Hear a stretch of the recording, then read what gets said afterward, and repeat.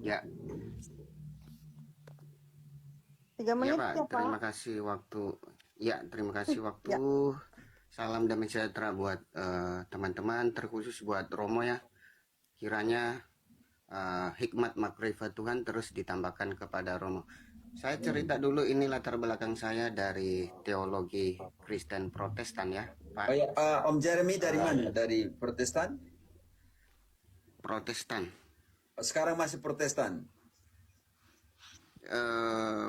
Doja Saya Kusuma. dalam posisi mencari kebenaran Alkitab, Pak. Ya, sekarang masih Protestan atau sudah agama lain? Masih di dalam Protestan, Pak. Oh, bisa tahu dari denominasi mana? Saya dari Nias, BNKP. Oh, oke. Sudah, bisa.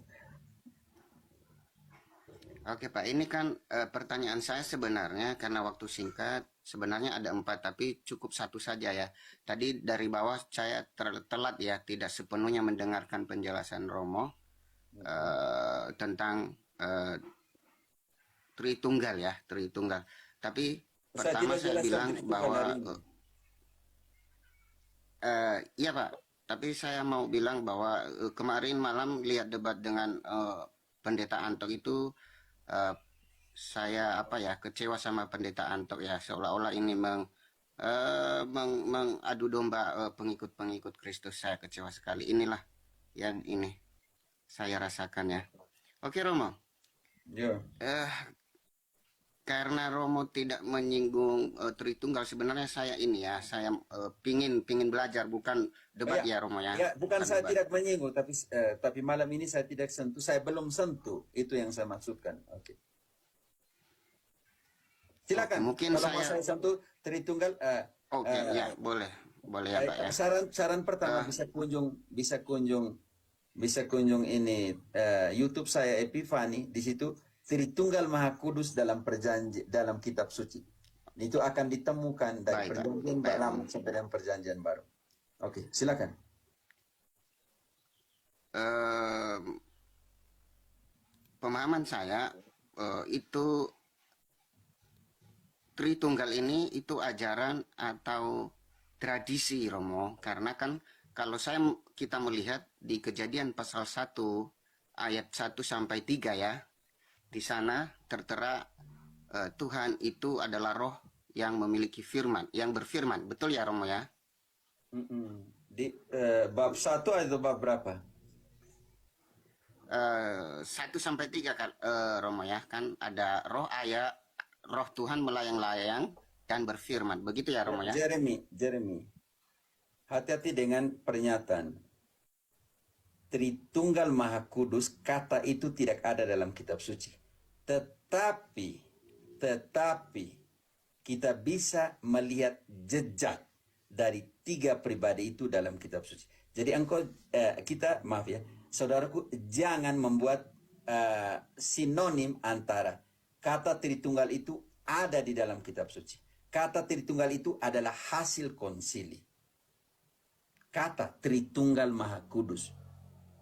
Tetapi jejak 3 pribadi itu ada di dalam kitab suci. Yang dari sudut pandang pertama ini engkau bisa mengerti atau tidak? Kalau engkau mau katakan bahwa Tritunggal Maha Kudus, kata dari segi kata terminologi itu ada dalam kitab suci, engkau buktikan kepada saya. Iya Romo, paham Romo, paham yang dimaksud Romo. Karena itu kata Tritunggal Maha Kudus tidak ada. Tetapi konsep tentang Tritunggal Maha Kudus itu ada di dalam kitab suci. Ya betul-betul Romo. Jadi, engkau mempertentangkan kata itu ada dalam kitab suci, ataukah konsep tentang 3 pribadi itu ada dalam kitab suci? Iya, saya tidak mempertentangkan tentang Tritunggal Romo karena Bukan. tadi Pertanyaan saya, bukan mempertentangkan. Pertanyaan saya, pertanyaanmu tentang kata itu ada dalam kitab suci, ataukah kata itu datang dari mana, atau ya bagaimana? betul. Kata Kata itu datang dari mana, betul, Romo? Makanya itu kata itu datang dari konsili Katolik. Dari pertemuan Paus dan para bapak-bapak konsili yang mendeterminasikan kata Tritunggal. Karena itu pertanyaan saya untuk Jeremy. Yang ini yang kita namakan tradisi apostolik. Tidak tertulis dalam kitab suci, tetapi bapak-bapak konsili bersama dengan Paus menentukan bahwa terminologi untuk konsep Bapa, Putra, dan Roh Kudus yang ada dalam kitab suci dinamakan Tritunggal Maha Kudus. Pertanyaan saya untuk Bapak. Bapak menggunakan kata Tritunggal di dalam denominasimu?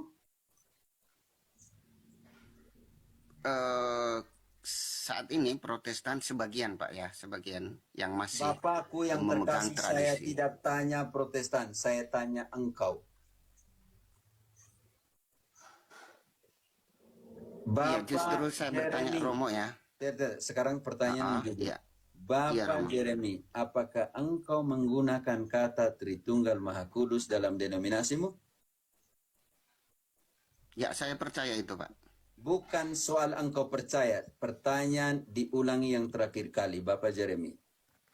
Pertanyaan lain, jangan jawab lain. Kalau tidak sama dengan Pendeta Melato. Pertanyaan terakhir. Apakah Bapak menggunakan kata Tritunggal Maha Kudus di dalam denominasimu? Artinya Bapak menggunakan terminologi yang diputuskan oleh tradisi apostolik gereja Katolik. Betul, Pak. Cuman sejarahnya aja yang saya kurang paham. Karena karena jujur itu, ya, Pak. Ya, makanya jujur, karena itu Boleh Protestan saya jujur bilang- ya, Pak? Ya, tidak Pak. Karena itu terima kasih atas kejujuran.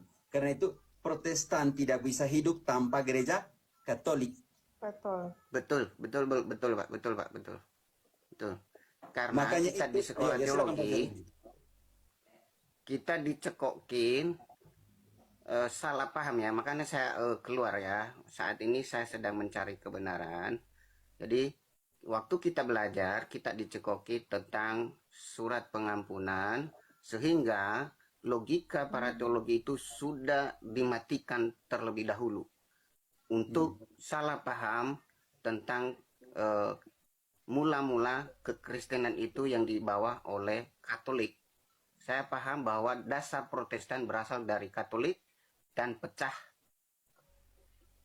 Oleh karena itu saya tidak Om paham Jeremy, latar Om belakang Jeremy, mula-mula. tapi Oke.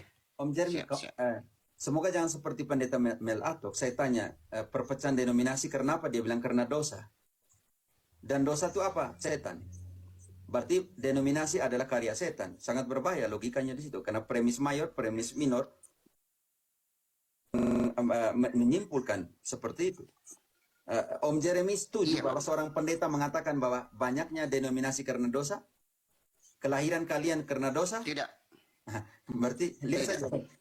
Sebesar pendeta Atok omong begitu. Ya karena kita dicekoki lebih awal, Pak. Sehingga doktrin atau teolog, para pelajar teolog itu mengalami kemunduran. Karena kita dicekoki tentang Katolik ya, saudara Katolik. Kita dibilang ini, surat ini, begitu. Tanpa diberikan pemahaman atau ilmu teolog dasar bagaimana awal mula kejadian hal itu, gitu Pak. Maksudnya dasar kita ini dari mana, itukah ajaran atau tradisi, kita nggak dikasih itu. Oke, sekarang kita ambil contoh kedua. Pak Jeremy menggunakan kredo di dalam denominasimu, kredo apostolik. Betul.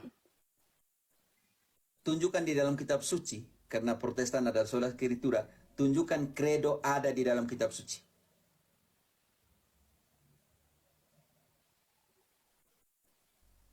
Ya Pak, setahu saya itu belum terlalu sampai sana, tapi tidak ada setahu saya. Tidak ada, karena kredo Nisea contohnya hasil dari konsili Nisea yang berusaha untuk Betul, Pak. merangkumkan semua dogma iman, deposit iman yang ada dalam kitab suci itu, dalam tradisi, di dalam kredo. Karena itu, ketika Protestan menggunakan kredo apostolik atau kredo Nisea, sedang melakukan kontradiksi di dalam sola scripturanya sendiri karena dia menggunakan tradisi Katolik.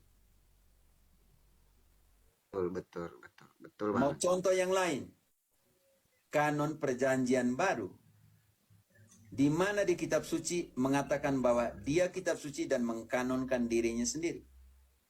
Yang ketiga, yang keempat, pembaptisan anak, Om Jeremy. Di dalam denominasimu, Protestan suku Nias, apakah ada pembaptisan anak? Ya. BNKP awal-awal ada hari ke-8 ya di bawah. Hari ke-8, pembaptisan. Sekarang tunjukkanlah pembaptisan anak ada dalam kitab suci. Secara letterlek, lurus-lurus. Ada atau tidak? Ya, tidak ada ya. Itu sebuah Tidak tradisi di ada. Perjanjian Lama. Karena itu tradisi apostolik yang menentukan dari rangkuman dogma, pengajaran, deposit iman yang kita diajarkan secara lisan dan tertulis, maka di dalam Didache kita akan menemukan juga konsep tentang pembaptisan. Karena Siap, gereja Romo, merangkumkan siap, seperti di dalam Kolose 2 ayat 11 dan 12, di situ bantu dulu Kolose 2 ayat Kolose 2 11 12 omong tentang sunat. Sunat itu digantikan oleh pembaptisan. 2 ayat 11.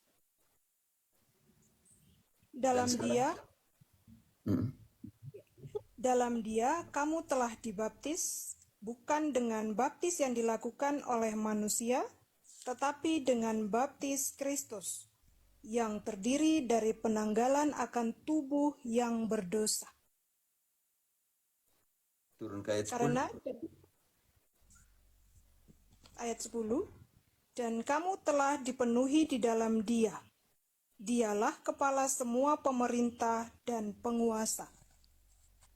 Dia sekarang ayat ke-12. Karena dengan Dia kamu dikuburkan dalam baptisan, dan di dalam Dia kamu turut dibangkitkan juga oleh kepercayaanmu kepada kerja kuasa Allah yang telah membangkitkan. Ratu. Ya, Romo. Kurang satu di situ. Sunat saya tidak dengar tadi. Coba engkau baca dulu ayat sebelumnya. Engkau baca teliti atau tidak di situ? Sunat Jadi diganti, Pater. Baptis. Dia ganti pakai baptis, Pater. Bukan baca sunat. Itu yang jadi persoalan. Makanya saya, di mana kata sunat? Di situ harus ada kata sunat. Ya harusnya sunat tadi, Pater. Tapi diganti Ya, ke baptis. Ratu, kenapa engkau ganti? Baca kembali. Tadi kata Romo ganti baptis. Oke, saya ulangi, Romo. Saya tidak pernah suruh ganti baptis. Tidak ngomong Ratu, makanya saya bingung. Kau masalah gantikan teologi di situ, makanya saya bingung lagi. Di mana saya? Ayat saya baca. Jangan ganti, Ratu, jangan ganti. Maksudnya sunat itu menggantikan baptis. Jadi bukan kau gantikan kata di dalam ayat itu. Oh ya, baik Romo. Sorry. Ayat 11. Dalam Dia kamu telah disunat, bukan dengan sunat yang dilakukan oleh manusia, tetapi dengan sunat Kristus, yang terdiri dari penanggalan akan tubuh yang berdosa. Lanjut. Karena dengan Dia kamu dikuburkan dalam baptisan, dan di dalam Dia kamu turut dibangkitkan juga oleh kepercayaanmu kepada kerja kuasa Allah yang telah membangkitkan Dia dari orang mati. Oke, karena itu sunat itu digantikan oleh pembaptisan. Seperti Om Jeremy tadi bilang, pada zaman dulu di orang Yahudi, ketika mereka disunat, ketika mereka berumur 8 hari. Karena itu ketika pembaptisan menggantikan sunat, maka pembaptisan juga untuk anak-anak kecil. Ini rangkuman yang dilakukan oleh tradisi apostolik, tetapi tidak tertera di dalam. Om Jeremy bisa mengerti? Siap, Romo. Ngerti, Romo. Karena Sudah itu, terjawab, Romo. karena itu ketika Protestan seperti yang diwakili, semoga bukan yang diwakili oleh Pendeta Melato tadi malam omong tentang itu. Dia bilang, wah, kembalikan semua ke Katolik, kembalikan semua ke Katolik. Pertanyaan saya, Om Jeremy, kalender yang Om Jeremy pakai sekarang, kalendernya siapa? Masehi ya, berarti Yunani. Bukan, kalender yang dunia pakai sekarang adalah kalender, teman-teman, Gregorian. Kalender yang diputuskan oleh seorang paus yang namanya Oh, itu. Ya. Gregorius. Paham. Gregorius. Begitu, Om Jeremy. Jadi dunia menggunakan tradisi Katolik. Katolik, betul, Romo. Om Jeremy, kita bandingkan dengan air sungai. Engkau tinggal di situ, ada sungai. Yang sungai itu dia berakhir di muara di laut.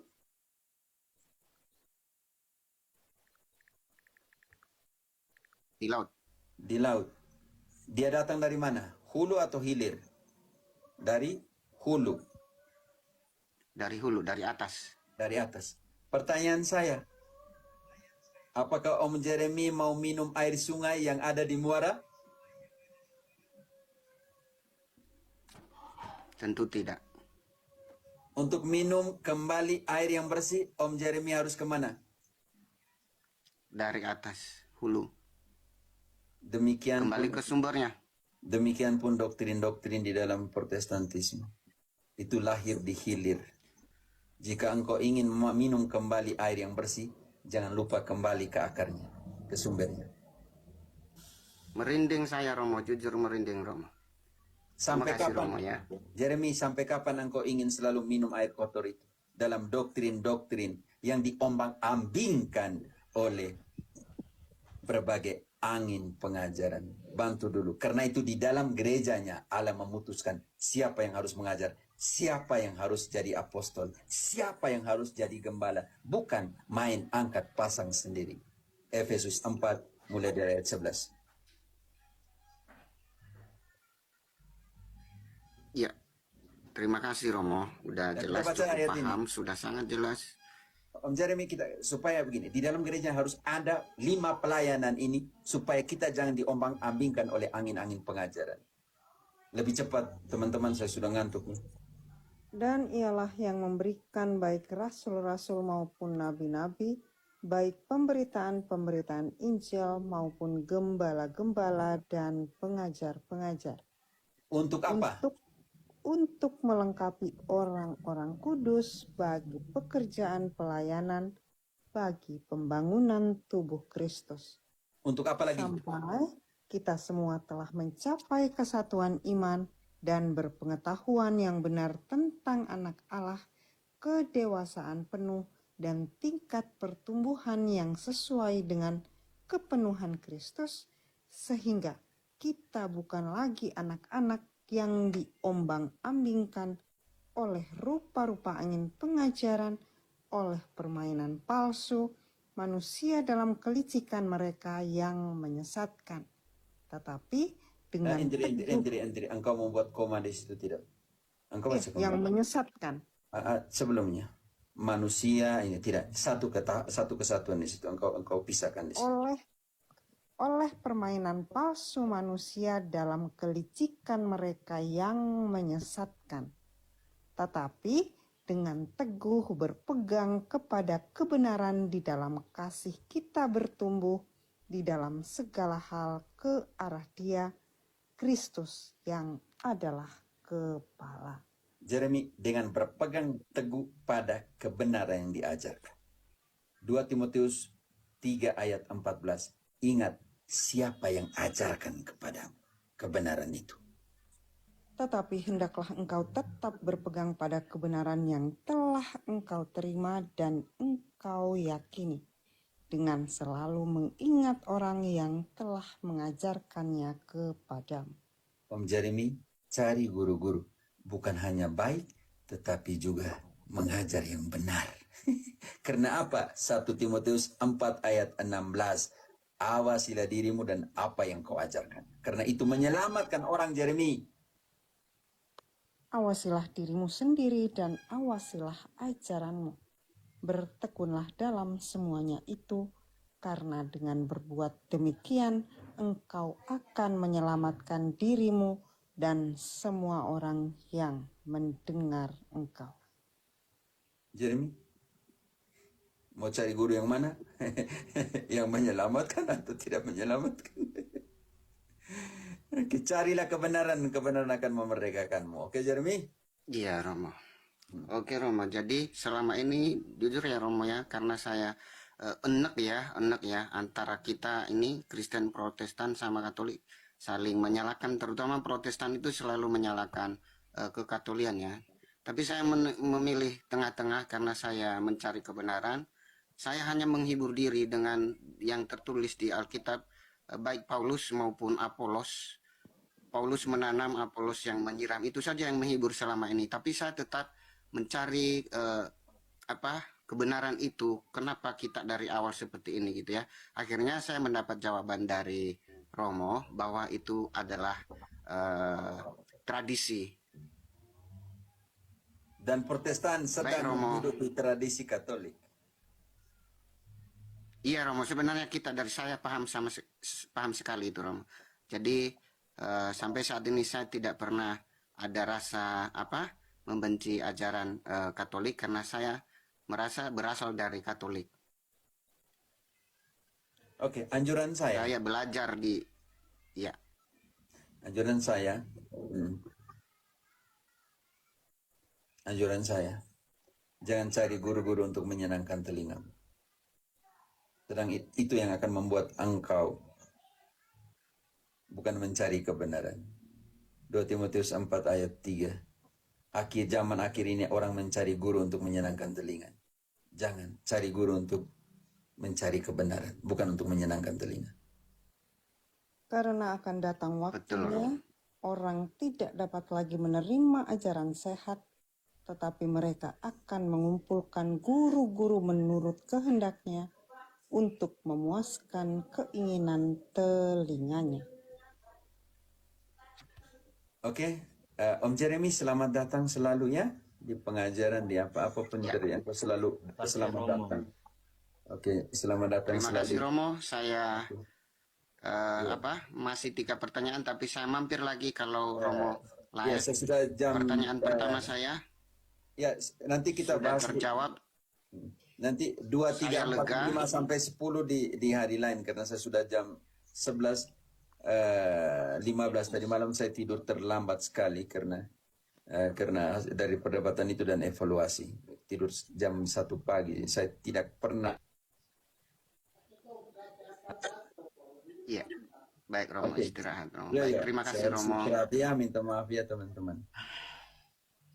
Terima kasih buat semuanya. Salam damai sejahtera. Tuhan Yesus berkati. Amin. Frater juga tidak potong saya tadi, saya bilang 3 menit ini. Lanjut terus, Frater nih. Rafa. Pater, ini ada teman saya, dia mungkin nanti malam dia bertanya. Biar dia sapa Pater dulu, silakan Kiai. Kiai. Dari gereja Koptik, Pater, dari gereja Koptik. Iya. Ya, Bapak Romo, sebenarnya saya ada punya pertanyaan satu. Dapatlah satu lah, boleh lah ya Bapak Romo. Satu saja Bapak Romo. Iya. Oke. Iya, karena baru ada satu pertanyaan dari kawan yang saya juga rada pusing. Tentang ini Bapak Romo.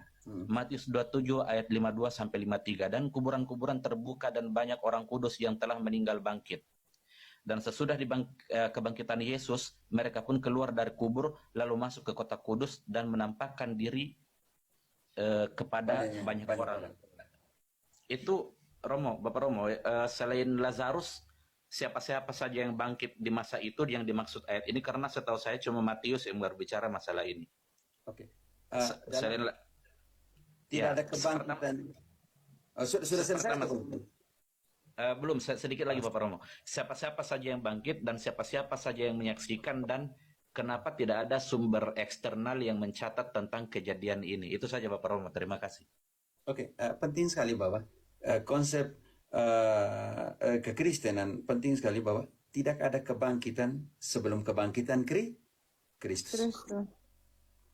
Di manakah mereka yang mati sebelum kebangkitan Kristus? Ada di mana?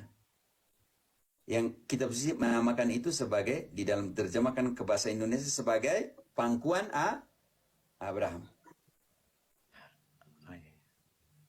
Jadi engkau harus mengerti itu dalam konteks itu semua. Mereka ada di pangkuan Abraham. Paham. Kenapa? Karena orang-orang kudus yang kita namakan semua Nabi, Musa dan semuanya itu dikatakan di situ bahwa setelah kebangkitan Kristus orang-orang kudus. Sekarang pertanyaan saya, konsep orang kudus itu ada di mana? Pertama kalinya kita temukan di dalam itu, di dalam kebangkitan dalam konteks eskatologi baru di ayat itu. Wahyu. Ya, tidak di Matius itu di dalam konteks eskatologi sebelum sentuh Wahyu, karena Wahyu ditulis tahun 64 di bagian pertama di bab 4 sampai dengan bab 11 dan di dalam persekusi Neron, dan di tahun 90-an di persekusi kedua oleh Domitianus itu bab 12 sampai dengan 22 ayat 5.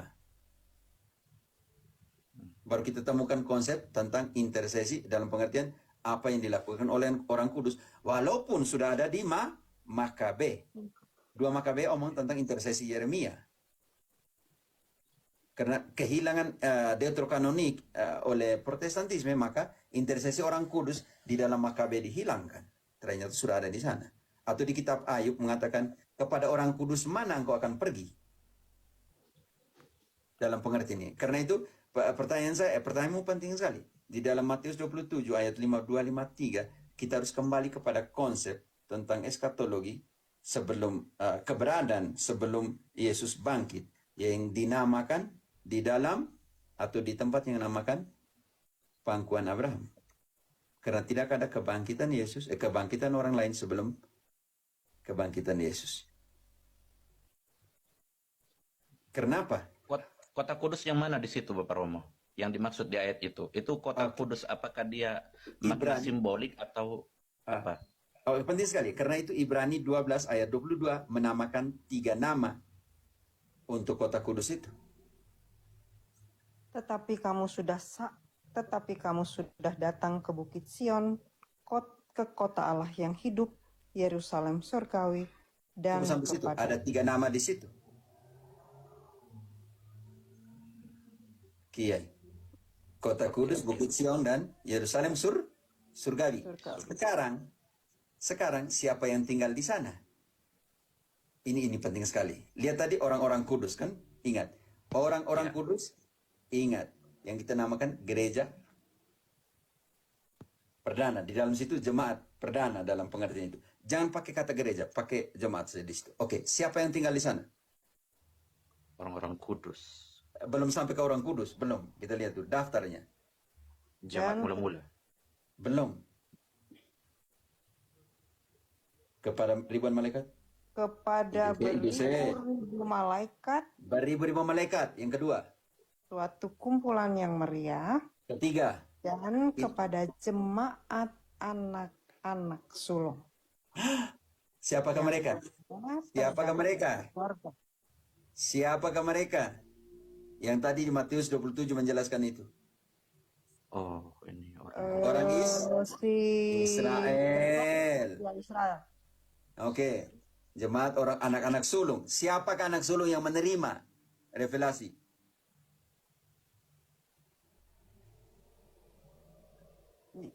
Siapakah jemaat yang pertama? Pilihan Allah, bangsa yang kudus. Bangsa Kembali. Israel, Pak. Pakai ayat. Ayat. Ratu engkau lari ke Keluaran 19 ayat 5. Siapakah yang menerima janji pertama? Menjadi bangsa yang terpilih.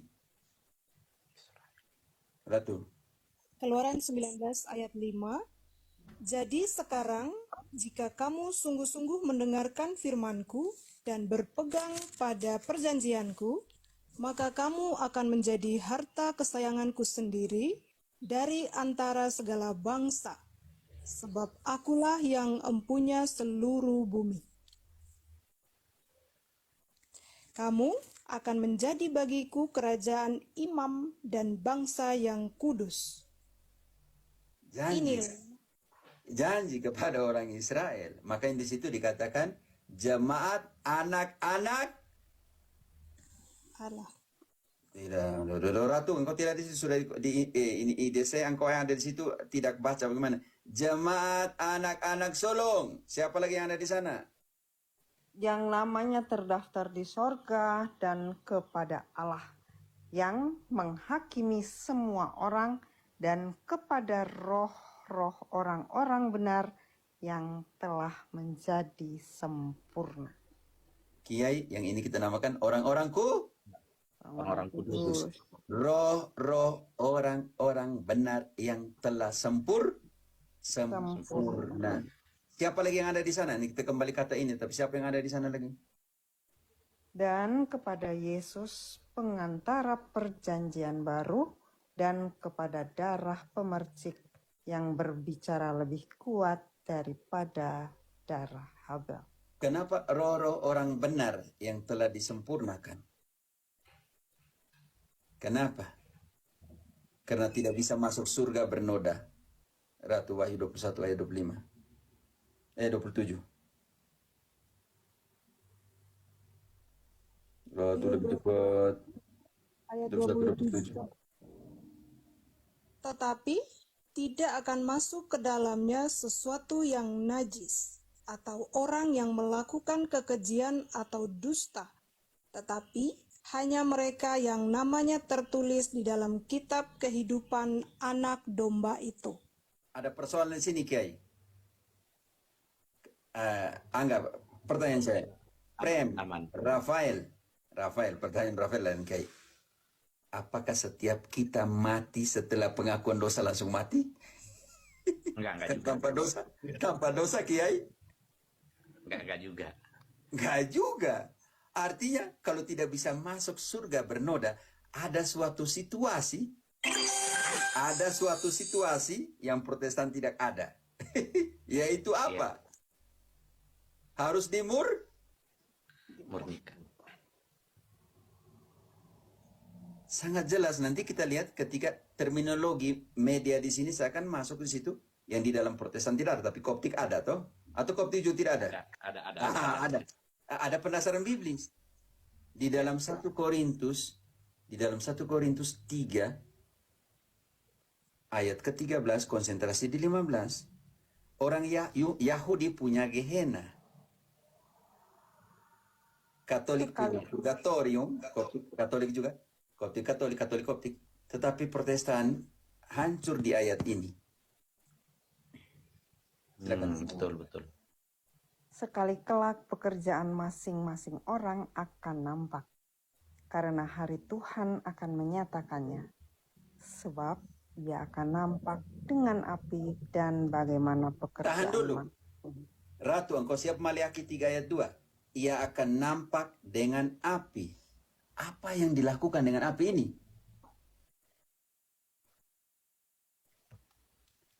Indri, lanjut. Ia akan nampak dengan api. Saya pikir malaikat.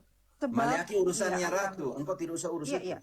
Iya. Sebab ia akan nampak dengan api dan bagaimana pekerjaan masing-masing orang akan diuji oleh api itu. Masing-masing pekerjaan masing-masing akan diuji oleh api. Sekarang hasil dari pengujian itu. Lanjut. Jika pekerjaan yang dibangun seorang tahan uji, ia akan mendapat upah.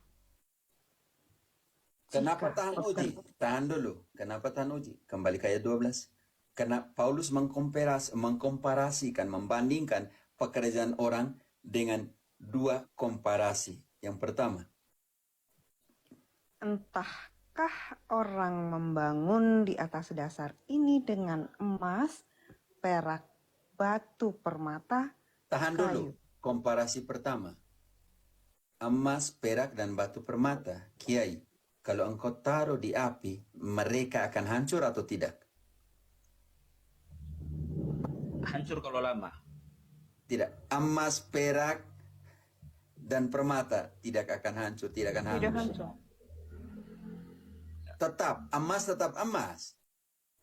Tapi sekarang komparasi kedua yang kita butuh juga di situ. Kayu, rumput kering, atau jerami. Kayu, rumput kering, atau jerami. Kalau dibakar, apa yang terjadi, Kiai? Hangus. Hangus. Karena itu nanti ayat 15 komparasinya bagus sekali. Yang bertahan seperti emas, perak, dan logam. Yang tidak bertahan seperti kayu, jerami. Oke. Jika pekerjaannya terbakar, ia akan menderita kerugian. Tetapi ia sendiri akan diselamatkan, tetapi seperti dari dalam api. Dia akan rugi, tidak masuk langsung. Tetapi dia akan diselamatkan. Tetapi seolah-olah dari dalam Api. api. Bagi Katolik, entah Koptik atau Katolik Roma, tidak ada masalah menafsirkan ayat itu. Persoalan ada di Protestan. Lalu pertanyaan saya, kalau begitu api pemurnian dapat dari mana? Sekarang kita buka Maleakhi 3 ayat 2, Ratu. Maleakhi 3 ayat 2, siapakah yang dapat tahan akan hari kedatangannya? Dan siapakah yang dapat tetap berdiri apabila ia menampakkan diri? Sebab ia seperti api tukang pemurni logam dan seperti sabun tukang penatu. Dia buat apa ayat selanjutnya? Di hari Tuhan itu dia buat apa? Nanti kita lihat hari Tuhan itu di mana. Indri, siap 2 Korintus 5 ayat 10. Lanjut, Ratu. Ayat 3, ia akan duduk seperti orang yang memurnikan dan mentahirkan perak. Dan ia mentahirkan orang Lewi, menyucikan mereka seperti emas dan seperti perak, supaya mereka menjadi orang-orang yang mempersembahkan korban yang benar kepada Tuhan. Pertanyaan di sini. Kalau begitu, bagaimana dengan 2 Korintus 5 ayat 10? Hari Tuhan, hari ketika kita menghadap takhta pengadilan. Di sini yang kita namakan itu pengadilan pribadi. Sebab kita semua harus menghadap tahta pengadilan Kristus, supaya setiap orang memperoleh apa yang patut diterimanya sesuai dengan yang dilakukannya dalam hidupnya ini, baik ataupun jahat. Oke, Katolik tidak ada masalah. Ketika mati langsung dihakimi. Persoalan dari Protestan, mereka tunggu dikubur. Oh iya, siap, Romo. Kira-kira seperti itu. Jadi konsep saya masuk ke purgatorium itu penting sekali karena persoalan tidak ada masalah sebelum kebangkitan Kristus tidak ada kebangkitan. Mereka ada di mana? Kitab suci mengatakan ada yang kitab suci mengatakan bahwa di dalam Lukas mengatakan bahwa mereka ada di pangkuan Abraham. Karena tidak ada kebangkitan sebelum kebangkitan Kristus. Yesus. Karena mau masuk ke sana, ini persoalan besar, karena mau masuk ke sana, kita harus diberikan tubuh kemuliaan Kristus supaya menjadi warga negara surga. Filipi 3 ayat 20-21. Betul. Karena kewargaan kita adalah di dalam sorga, dan dari situ juga kita menantikan Tuhan Yesus Kristus sebagai Juru Selamat.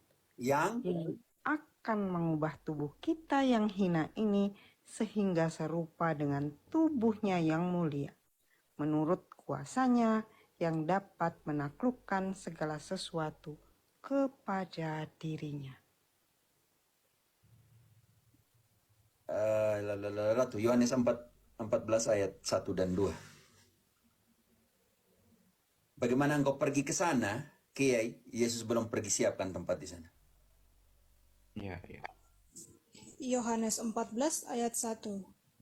Janganlah gelisah hatimu, percayalah kepada Allah, percayalah juga kepadaku. Di rumah Bapakku banyak tempat tinggal. Jika tidak demikian, tentu aku mengatakannya kepadamu. Sebab aku pergi ke situ untuk menyediakan tempat bagimu. Oke. Dan apabila aku telah pergi ke situ dan telah menyediakan tempat bagimu, aku akan datang kembali dan membawa kamu ke tempatku, supaya di tempat di mana aku berada, kamu pun berada. Ibrani 3 ayat ketiga. Lanjut ayat ketiga. Setelah melakukan pemurian, Yesus kembali ke takhta Allah. Dia pergi untuk menyiapkan tempat. Setelah itu dia pulang. Pertanyaan saya, kalau Yesus belum ke sana dulu, bagaimana dia siapkan tempat? Kalau sana sudah banyak orang, ya Prem, bagaimana dia mau siapkan orang sudah ada di sana? Makanya tidak ada kebangkitan sebelum kebangkitan Kristus. Karena dia harus pergi siapkan tempat dan kembali. Bagaimana mau masuk ke sana? Kalau dia belum di sana, belum bangkit. Dan ketika kita ke sana, dia di sana dulu, kita akan menanti untuk diberikan tubuh kemuliaan. Supaya menjadi warga negara surga. Kalau tidak bagaimana? Kan itu Protestan masih tinggal di kubur untuk terima itu, Prem. Nanti bagi Protestan surga masih kosong. Nanti kita lihat nanti Yesus datang dengan siapa. Oke, bantu dulu. Ibrani 1 mulai ayat 3. Ibrani 1 ayat 3. Ia adalah cahaya kemuliaan Allah dan gambar wujud Allah, dan menopang segala yang ada dengan firman-Nya yang penuh kekuasaan. Dan setelah ia selesai mengadakan penyucian dosa, ia duduk di sebelah kanan yang maha besar, di tempat yang tinggi. Jauh lebih tinggi. Jauh lebih tinggi daripada malaikat-malaikat, sama seperti nama yang dikaruniakan kepadanya, jauh lebih indah daripada nama mereka. Karena itu penting sekali. Kalau di sana sudah banyak orang sebelum kebangkitannya, bagaimana dia persiapkan? Dia rusak semua, dia harus tumbang kami semua, dia harus bangun ini apartemen tinggi. Tidak, ini lucu saja. Karena itu penting sekali. Itu di dalam 11:30, Pater. Oh ya, ini yang terakhir. Di dalam Filipi, bantu dulu. Filipi 2, mulai dari ayat 6 dan konsentrasi di ayat 10 dan 11, penting sekali. Nanti di mana saja semua mulut akan mengatakan Kristus adalah Allah. Ini penting sekali. Yang walaupun dalam rupa Allah tidak menganggap kesetaraan dengan Allah itu sebagai milik yang harus dipertahankan, melainkan telah mengosongkan dirinya sendiri dan mengambil. Dikata walaupun dalam kesetaraannya dengan Allah tidak menganggap, walaupun dalam rupa Allah tidak menganggap kesetaraan dengan Allah sebagai sesuatu yang harus dipertahankan, melainkan dia mengkenosiskan dirinya, mengosongkan dirinya. Ini yang tidak dipahami oleh Edi Stevie dan semua yang diikut itu. Dia sendiri yang mengosongkan dirinya, bukan orang lain yang mengosongkan. Oke, lanjut. Melainkan telah mengosongkan dirinya sendiri dan mengambil rupa seorang hamba dan menjadi sama dengan manusia. Dan dalam keadaan sebagai manusia, ia telah merendahkan dirinya dan taat sampai mati, bahkan sampai mati di kayu salib. Lanjut. Itulah sebabnya Allah sangat meninggikan dia dan mengaruniakan kepadanya nama di atas segala nama, supaya dalam nama Yesus bertekuk lutut. Supaya dalam nama Yesus. Di langit itu kata di surga. Itu tidak tahu, ada yang diterjemahkan sebagai surga, ada yang diterjemahkan sebagai langit. Saya bingung di dalam terjemahan. Oke. Supaya dalam nama Yesus bertekuk lutut segala yang ada di surga dan yang ada di atas bumi dan yang ada di bawah bumi. Dan yang mati, maksudnya yang sudah di surga, yang masih berziarah, dan yang di bawah bumi atau yang mati. Dan segala lidah mengaku Yesus Kristus adalah Tuhan bagi kemuliaan Allah Bapa. Karena itu Yesus datang menghakimi orang hidup dan orang mati. Itu nanti pengadilan kedatangan yang kedua. Karena itu pertanyaan saya untuk Kiai, setelah kebangkitan Kristus, dari kebangkitan Kristus, surga kosong atau tidak lagi? Tidak kosong. Tidak kosong. Karena tidak kosong, Ratu, satu Tesalonika, jangan baca salah ayatnya. 1 Tesalonika 3 ayat 13. Waktu dia datang kedua kalinya, dia datang dengan kosong atau dengan siapa? 1 Tesalonika 3 ayat 13. Kiranya dia menguatkan hatimu supaya tak bercacat dan kudus di hadapan Allah dan Bapa kita pada waktu kedatangan Yesus Tuhan kita dengan semua orang kudusnya. Kiai, Oke. kalau seandainya mereka sudah di surga, bagaimana Yesus pergi siapkan tempat? Iya. Siap. Bingung juga nanti. Karena itu konsep dasar penting sekali. Oke, tidak ada kebangkitan orang mati sebelum kebangkitan Bangkitkan Kristus. Yesus. Satunya dia bangkitkan orang mati ya, maksudnya dia punya seperti Bapa membangkitkan orang mati, saya punya kuasa membangkitkan itu. Contoh di dalam Yohanes 5 ayat 21, contohnya seperti itu kan. Seperti contoh, kita pakai contoh, oke, kita bantu pakai contoh. Yohanes 5 ayat 21, seperti Bapa membangkitkan orang mati, saya membangkitkan juga karena saya punya kuasa. Itu sebagai Allah, oke, dalam pengertian itu. Contoh kecil, dia bangkitkan Lazarus, anak Naim dan semuanya, oke. Anak dari janda dari Naim dan semuanya itu, oke. Bantu contoh kecil. Contoh kecil, dia adalah Sebab sama seperti Bapa membangkitkan orang-orang mati dan menghidupkannya, demikian juga anak menghidupkan barang siapa yang dikehendakinya. Karena itu Kiai, berjuanglah jadi kudus. Ibrani tutup dengan itu Ratu. Ibrani 4 ayat 12. Berjuanglah untuk jadi apa, Ratu? Kiai, berjuang untuk jadi apa? Rafa dan semua yang di sini. Ibrani 4 ayat 12. Sebab firman Allah hidup Ya. dan 12 14, maaf. 12 Ya, kalau bilang 14. firman itu seperti pedang bermata dua, tidak apa, tapi tidak. Saya butuh 12-14-nya. Berusahalah hidup damai dengan semua orang dan kejarlah kekudusan, sebab tanpa kekudusan tidak seorang pun akan melihat Tuhan. Kiai, kudus supaya bisa masuk sana, karena itu tidak bisa masuk ke sana masih bernoda. Iya, betul Rom. Oke, Kiai. Kira seperti ini Kiai, karena kalau kita bilang semua surga sudah penuh sebelum kebangkitan Yesus, nanti akan terjadi kontradiksi di situ, oke? Iya, betul. Ya. Kira-kira seperti itu. Rafa, saya harus tidur. Pati, minta maaf ya, sudah 11. Baik, Batar. Terima kasih, Batar. Tapi terima kasih engkau sudah membawa. Pati, engkau besok ya. Minta maaf saya tadi malam tidur terlambat. Terima kasih Sekarang juga terlambat. Romo.